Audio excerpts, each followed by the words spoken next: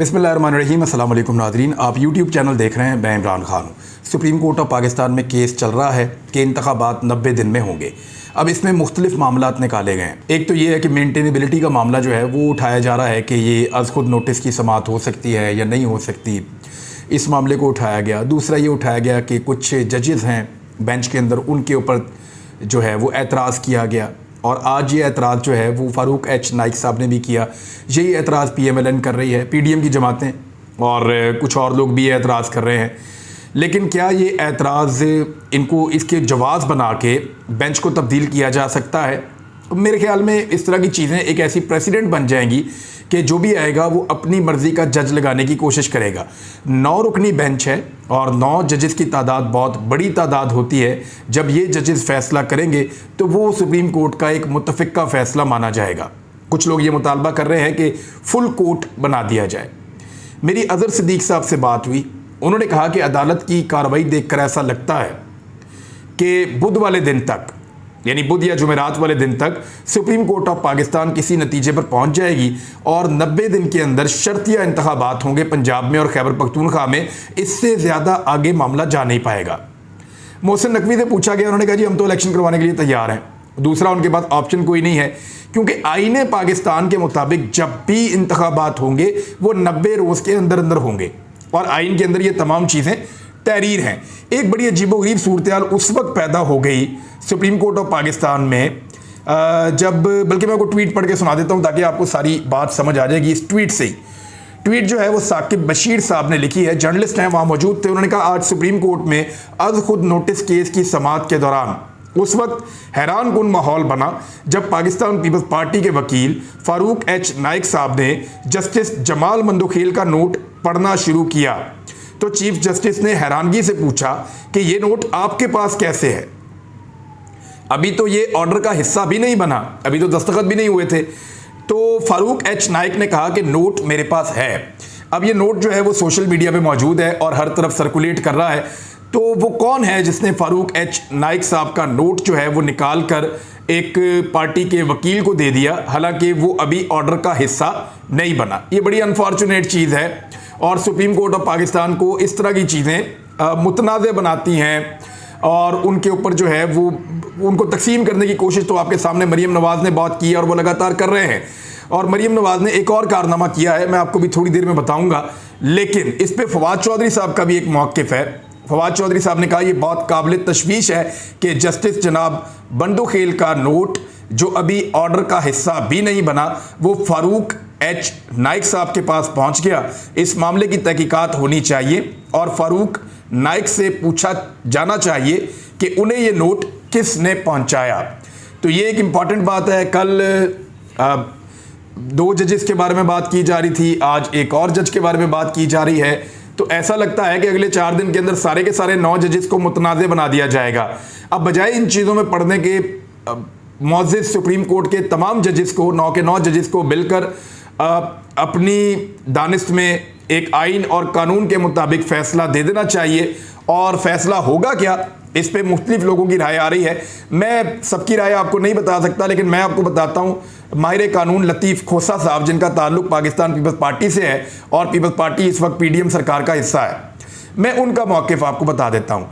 लतीफ़ खोसा ने गुफ्तगू करते हुए कहा कि इलेक्शन रवां साल ही होने हैं, चाहे कुछ भी हो जाए। आइन के मुताबिक 90 दिन के अंदर इलेक्शन करवाना ज़रूरी है। लिख कर रख लें, सुप्रीम कोर्ट 90 दिन में इलेक्शन करवाने का हुक्म देगी। लतीफ़ खोसा का कहना था कि सुप्रीम कोर्ट ने 9 रुकनी बेंच बनाकर बेहतरीन कदम उठाया है। उन्होंने दावा किया कि लिख कर रख लें, सुप्रीम कोर्ट 90 दिन में इलेक्शन करवाने का हुक्म देगी और आइन के मुताबिक सुप्रीम कोर्ट 90 दिन में इलेक्शन करवाएगी। लतीफ़ खोसा का कहना था कि सदर पाकिस्तान क्या इलेक्शन कमीशन के जाकर पाँव पकड़ने? सदर ने इलेक्शन कमीशन को मुशावरत के लिए 3 खतूत लिखे, लेकिन इलेक्शन कमीशन की जानिब से मुशावरत से इनकार किया गया, जिस पर चीफ इलेक्शन कमिश्नर को आर्टिकल 209 के तहत फारिग कर देना चाहिए। यानी सदर पाकिस्तान बुला रहे हैं, चीफ इलेक्शन कमिश्नर जा नहीं रहे और खतूत का जवाब ऐसे दे रहे हैं कि हम नहीं आते। तो जब वो नहीं जाएंगे, मुशावरत नहीं करेंगे, तो आईनी प्रोसेस के अंदर रुकावट सदर पाकिस्तान ने नहीं, चीफ इलेक्शन कमिश्नर ने डाली है। ख्वाजा आसिफ साहब ने 2 आज स्टेटमेंट दिए हैं। उन्होंने कहा कि हमारे जजेस हमारी हुदूद में दाखिल होंगे तो हम सवाल उठाएंगे। राणा सनाउल्लाह साहब ने बड़े सख्त अल्फाज कल पाकिस्तान की जुडिशरी के बारे में बोले थे। मरियम नवाज ने प्लानिंग के साथ बाकायदा जो पहले तस्वीर जो है पावर पॉइंट के ऊपर तैयार करवा के वो दिखाई कारकुनों को, और उनकी बुनियाद के ऊपर एक प्रोपेगेंडा किया मुअज़्ज़िज़ अदलिया के जज साहिबान के ऊपर। और मरियम नवाज का मीडिया सेल और व्हाट्सएप ग्रुप से जुड़े हुए सहाफ़ी वो भी लगातार पाकिस्तान की अदलिया के ऊपर कीचड़ उछाल रहे हैं और लगातार उछाला जा रहा है। अब मुख्तलिफ लतीफ़े बनाए जा रहे हैं जजेस के ऊपर, बेंच के ऊपर मुख्तलिफ जुमले कसे जा रहे हैं, मुख्तलिफ लतीफ़े बनाए जा रहे हैं, और ये सारी चीज़ें इसलिए की जा रही हैं कि आईने पाकिस्तान के मुताबिक अदालती फ़ैसला करने की बजाय इस सारे मामले को सियासी और मुतनाज़ बना दिया जाए। देखें, जब ये मामला मेरिट के ऊपर आएगा ना, तो आईने पाकिस्तान के मुताबिक 90 दिन में इलेक्शन होंगे, लेकिन मेरिट के ऊपर इस मामले को PMLN, पीपल्स पार्टी और PDM की जमातें लड़ना नहीं चाहते। वो इस मामले को मेरिट पे लड़ने की बजाय इसको एक सियासी इशू बनाकर जजेस की तज़हीक के ज़रिए से इस सारे मामले को कंट्रोवर्शियल या मुतनाज़ करना चाहते हैं। अदालत ने काफ़ी रिस्ट्रेंट का मुज़ाहरा किया है, काफ़ी तहम्मुल का मुज़ाहरा किया है, और अदालत ने मरियम नवाज़ की जानिब से जो बदतमीज़ी का एक तूफ़ान उठाया गया उसके ऊपर कोई अभी तक जवाब नहीं दिया। लेकिन कब तक ये तहम्मुल का मुज़ाहरा किया जा सकता है? बिलाखिर अदलिया की भी एक रेड लाइन है और उसको बार बार क्रॉस किया जा रहा है। अदलिया कब तक तहम्मुल का मुज़ाहरा करेगी? किसी वक्त वो नोटिस लेंगे, और क्या उससे मरियम नवाज़ का मकसद पूरा होगा? पब्लिक के अंदर उनको पजीराई नहीं मिल रही। उन्हें लगता है कि जब वो अदालतों के साथ लड़ेंगे तो पब्लिक में उनको पजीराई मिलेगी। ख्वाजा आसिफ ने कहा कि पंजाब और खैबर पख्तूनख्वा में इलेक्शन मामले पर सुप्रीम कोर्ट के 9 जजेस का बेंच बनना खुशाइंद है। इस मामले पर फुल कोर्ट तश्कील दिया जाना चाहिए और पूरा सुप्रीम कोर्ट मसले का हल ढूंढे। अब मैं आपको एक और चीज़ दिखाता हूँ। ये ज़रा आप खबर देखें, और ये ज़्यादातर खबर जो है वो ARY में छपी है और बाकी जगहों पे भी आई है। शहबाज शरीफ ने ऐलान किया था कि जो उनके साथ वज़रा है उनकी सिक्योरिटी कम कर दी जाएगी। वफाकी वज़रा हैं, बड़े इंपॉर्टेंट लोग हैं और उनकी जान को ख़तरा भी होता है। वज़ीर दाखिला भी होता है, वज़ीर ख़ारजा भी होता है, वज़ीर दिफा भी होता है, वज़ीर ख़जाना भी होता है, वज़ीर इत्तलाआत भी होता है। तो सारे वज़रा होते हैं बड़े इंपॉर्टेंट, और एविएशन का भी होता है, रेलवे का भी होता है। तो शहबाज शरीफ ने कहा था कि हम अखराजात कम कर रहे हैं और प्रोटोकॉल्स को कम कर रहे हैं। वज़रा के साथ एक सिक्योरिटी गाड़ी का ऐलान किया गया था, लेकिन मरियम नवाज़ ने अपने चचा शहबाज शरीफ की बचत के दावों का पोल खोल दिया है। चचा की बचत के दावे भतीजी ने हवा में उड़ा दिए हैं, और मरियम नवाज़ के काफ़िले में बहुत सारी पुलिस की मोबाइलें पेश हैं। यानी मरियम नवाज़ साहिबा का प्रोटोकॉल किसी वज़ीर आज़म के प्रोटोकॉल से भी ज़्यादा है। और शहबाज शरीफ साहब जो बचत करने के दावे कर रहे थे, शहबाज शरीफ साहब जो ये कह रहे थे कि उनके वज़रा सिक्योरिटी बहुत कम लेंगे, वो अब इसको कैसे जस्टिफाई करेंगे? क्योंकि इक़दामात उन्होंने उठाने हैं, गवर्नमेंट उनकी है, और मरियम नवाज़ ने अभी तक कोई ऐसा स्टेटमेंट नहीं दिया या कोई ऐसी चीज़ नहीं की जिससे उनकी जान को ख़तरा हो, और ना उनके बारे में ऐसे कोई थ्रेट्स मौजूद हैं। ना वो आज तक कभी MNA बनी, ना वो आज तक कभी वज़ीर बनी, ना वो आज तक कभी किसी हुकूमती अहम ओहदे के ऊपर रही। तो जो वफाकी वज़रा हैं उनको तो एक एक गाड़ी, और मरियम नवाज़ के साथ गाड़ियों का पूरा एक बारात, एक बहुत लंबा काफ़िला। तो ये बदकिस्मती भी है और ये फजूल खर्ची भी है। शहबाज शरीफ साहब के कहने के बावजूद उनकी भतीजी ने पाकिस्तान का पैसा दोनों हाथों से लुटाना मुनासिब समझा है। दूसरी जानिब एक और बड़ी न्यूज़ है, वो ये है कि इलेक्शन कमीशन ने कौमी असम्बली की 27 नशस्तों पर ज़िमनी इंतखाबात रोक दिए हैं, क्योंकि बाकी सारी पॉलिटिकल पार्टीज़ ने पहले इसका बाइकआउट कर दिया था और पाकिस्तान तहरीक इंसाफ इसको इलेक्शन को लड़ने जा रही थी। लेकिन साथ ही उन्होंने ये कहा था कि स्पीकर ने पहले हमसे झूठ बोला कि जब तक ये सारे मुझे मिलने नहीं आएंगे तब तक मैं इस्तीफ़े कबूल नहीं करूँगा, और उसके बाद जब हमने असम्बली में जाने का फ़ैसला किया तो उन्होंने एकदम इस्तीफ़े कबूल करना शुरू कर दिए। तो ये उनकी एक सियासी हिकमत अमली है, इसका कानून और आइन से कोई ताल्लुक़ नहीं है। लिहाजा अभी जो है वो अदलिया ने एक हुक्मनामा भी जारी किया हुआ है, और दूसरी जानिब इलेक्शन कमीशन ने कौमी असम्बली की 27 नशस्तों पर ज़िमनी इंतखाबात रोक दिए हैं। मरियम नवाज़ साहिबा ने एक बयानिया बनाया, और मरियम नवाज़ साहिबा का बयानिया क्या था? उनका बयानिया ये है कि जनरल फैज़ हमीद ने उनको बहुत नुकसान पहुँचाया, और जस्टिस मज़ारुद्दीन नकवी साहब की उन्होंने बात की, जस्टिस एजाजुल एहसन साहब की उन्होंने बात की। तो कुछ चीज़ें मैं आपके सामने रख देता हूँ, आपको समझ आ जाएंगी। नंबर 1, जस्टिस मज़ारुद्दीन नकवी ने नवाज शरीफ के खिलाफ आज तक कोई फैसला नहीं दिया। वजह यह है कि वो 2020 में सुप्रीम कोर्ट में आए हैं और उससे पहले वो नवाज शरीफ साहब के किसी केस के अंदर जज के तौर पे मौजूद नहीं थे। साकिब निसार, जिनका उन्होंने नाम लिया, वो पनामा बेंच का हिस्सा नहीं थे।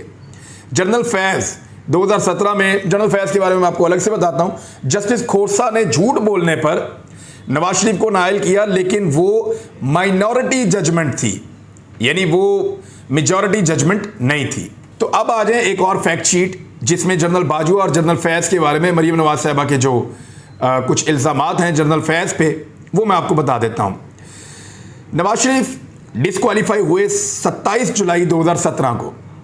उस वक्त आर्मी चीफ जनरल कमर बाजवा थे और DGISI नवीद मुख्तार थे, जनरल फैज़ के ही नहीं थे। नवाज शरीफ को जेल हो गई और 10 साल के लिए उनको जेल में भेजा गया। 6 जुलाई 2018 को आर्मी चीफ बाजवा साहब थे और DGISI नवीद मुख्तार साहब थे। अब इन दोनों चीज़ों में तो जनरल फैज़ का कोई रोल ही नहीं था।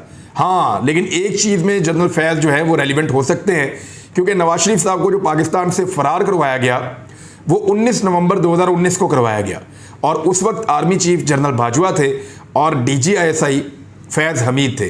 जनरल फैज़ हमीद ने बहुत मदद की है PMLN की बहुत सारी जगहों पे, यानी जनरल फैज़ हमीद साहब के टाइम के ऊपर PMLN को बड़े फ़ायदे पहुंचे हैं और बहुत बड़े बड़े फ़ायदे पहुंचे हैं और उनका जो डील का प्रोसेस है वो उसी दौर में शुरू हुआ था।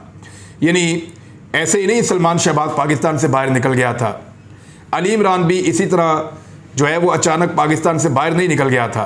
तो बहुत सारे लोगों को बहुत सारी सहूलतकारी एस्टेब्लिशमेंट की जानिब से दी गई थी, लेकिन मरीम नवाज साहबा आज जिन्होंने उन पर एहसान किया उन्हीं पर कीचड़ उछाल रही हैं, सिर्फ सस्ती शोहरत के लिए और अपनी एक कंपेन बनाने के लिए। कभी वो फ्राई पैन को बीच में ले आती हैं, कभी वो काल कोठरी कह देती हैं एक VIP कमरे को, और बड़े अजीबोगरीब किस्म के स्टेटमेंट देती हैं। नवाज शरीफ के बारे में उनका दावा है कि नवाज शरीफ फ्रंट से लीड कर रहा है और जुल्फी बुखारी के बारे में इन लोगों का दावा था कि वो पाकिस्तान से भाग जाएगा।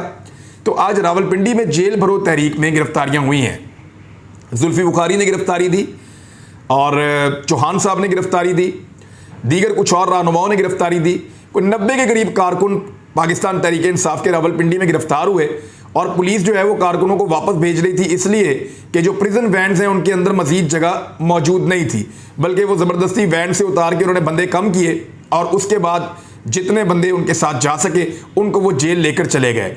PTI के ज़्यादा लोग जेल जाना चाहते थे, लेकिन पुलिस के पास कैपेसिटी कम थी रावलपिंडी में, लिहाजा 90 के करीब लोग जो है वो जेल जा सके हैं। जुल्फी बुखारी के बारे में कहा जाता था कि ये पाकिस्तान को छोड़कर लंदन में भाग जाएगा, लेकिन आपने देखा कि उन्होंने गिरफ्तारी दे दी। लेकिन जिस शख्स ने फ्रंट से लीड करना था वो लंदन में बैठा है और पाकिस्तान वापस आने का नाम नहीं ले रहा, हालांकि उसके भाई की इस वक्त पाकिस्तान में हुकूमत है। अल्लामा राजा नासिर अब्बास जैदी साहब ने कल कहा था कि वो भी गिरफ्तारी देंगे। इमरान खान साहब ने उनके इस एक्ट को सराहा भी था और बिलाखिर उन्होंने गिरफ्तारी दे दी है और वो भी एक प्रिजन वैन के अंदर अपने साथियों समेत भर के जेल पहुंच गए हैं। अब दूसरी जानिब जो शाह महमूद कुरैशी साहब हैं और असद उमर साहब हैं, उनके लिए भी मामलात अदालत में गए हैं। असद उमर साहब ने स्टेटमेंट भी दिया है और उनका ये कहना है कि ये बहुत ज़्यादा डरे हुए हैं, हमें अदालतों में पेश किया जाए, हमारे ऊपर मुकदमात बनाए जाएं और कानून के मुताबिक चलाया जाए, ये सियासी नौयत की चीज़ें हमारे साथ ना की जाएं। बहरहाल असद उमर साहब की अहलिया ने रुजू किया है अदलिया से और दूसरी जानिब शाह महमूद कुरैशी साहब के साहबजादे और साहबजादी जो है वो अदालत में गए हैं, उन्होंने रुजू किया है और वहाँ पे खासी सुबकी भी पाकिस्तान तहरीक इंसाफ को हो रही है कि अगर गिरफ्तारियाँ दी हैं तो फिर थोड़ा सब्र कर लें। मेरे ख्याल में गिरफ्तारियां देने के बाद पाकिस्तान तहरीक इंसाफ के रहनुमाओं को अपने दिमाग में ये रखना चाहिए कि 1 महीने तक शायद उन्हें बंद रहना पड़ सकता है, या हो सकता है कि 15 दिन या 1 हफ्ता, लेकिन 2-4 दिन के अंदर ही इस तरह का रद्द आना 2 दिन में 3 दिन में ये मुनासिब नहीं होगा। इससे इमरान खान साहब का जो कॉज है उसको नुकसान इसलिए पहुंचेगा कि एक तरफ पाकिस्तान तहरीक इंसाफ कह रही होगी अगले इजला के अंदर आप गिरफ्तारियां दें और एक तरफ पीछे से लोग जो हैं वो अदालतों से रिलीफ मांग रहे होंगे। तो इन चीज़ों को छोड़ देना चाहिए और जो जहां बंद है वहां पे इंतजामिया से रुजू करके उनको खाना शाना पहुंचाएं, दवाइयां वगैरह पहुंचाएं और देखें जो सियासी स्टेटस होता है एक सियासी कैदी का वो उसको मिलना चाहिए, इसके लिए अदालत से रुजू किया जाए। अब अगर जल्दबाजी करेंगे तो फिर पहले गिरफ्तारी नहीं देनी चाहिए थी। और ये मामला ज़्यादा शाह महमूद कुरैशी साहब की जानिब से या उनकी फैमिली की जानिब से सामने आ रहा है और अब उनकी फैमिली इसके बारे में ये कह रही है कि हम उन्हें रिहा नहीं करवाना चाहते, एक्चुअली हम ये जानना चाहते हैं कि वो कहाँ हैं और हम उनको जो प्रोसेस के अंदर जो कानून के मुताबिक जो फैसिलिटी है वो उनको हम दिलवाना चाहते हैं गिरफ्तारी में भी। एतजाद अहसन साहब ने मरीम नवाज साहिबा के बारे में फरमाया है कि मरीम नवाज ने तो हद ही कर दी है, जजेस की इस तरह जगहसाई नहीं कराई जा सकती, ये एतजाद अहसन साहब ने कहा है। मरीम नवाज के अदलिया पर हमले के हवाले से उनका कहना था कि मरीम नवाज ने तो कल तकरीर में हद ही कर दी, जजेस की इस तरह जगहसाई नहीं कराई जा सकती, जजेस पर इस किस्म की तनकीद के बिल्कुल हक में नहीं हूँ। और फिर उन्होंने कहा कि शहबाज शरीफ ने कहा कि हमारे केस ऐसे जज ना सुने जो हमारे खिलाफ हैं, सुप्रीम कोर्ट ना हो गया, सुप्रीम कोर्ट ए और सुप्रीम कोर्ट बी बना दिया गया है। यानी इसको समझें, वजीर आजम पाकिस्तान कह रहा है, कभी आपने इमरान खान के मुंह से ऐसा नाम सुना था कि हमारे खिलाफ है कोई जज या कोई ऐसी चीज़ बतौर वजीर आजम? तो शहबाज शरीफ बतौर वजीर आजम एतजाद अहसन साहब के बकौल भी जो उन्होंने भी एतराज़ किया है वो ये कह रहे हैं कि वो जजेस हमारे केस ना सुने जो हमारे खिलाफ हैं। यानी ये कैसे कह सकते हैं? तो नाज़रीन अब तक के लिए इतना ही, अपना ख्याल रखिएगा। मुलाकात होती है अगले व्लॉग में। अल्लाह हाफ़िज़।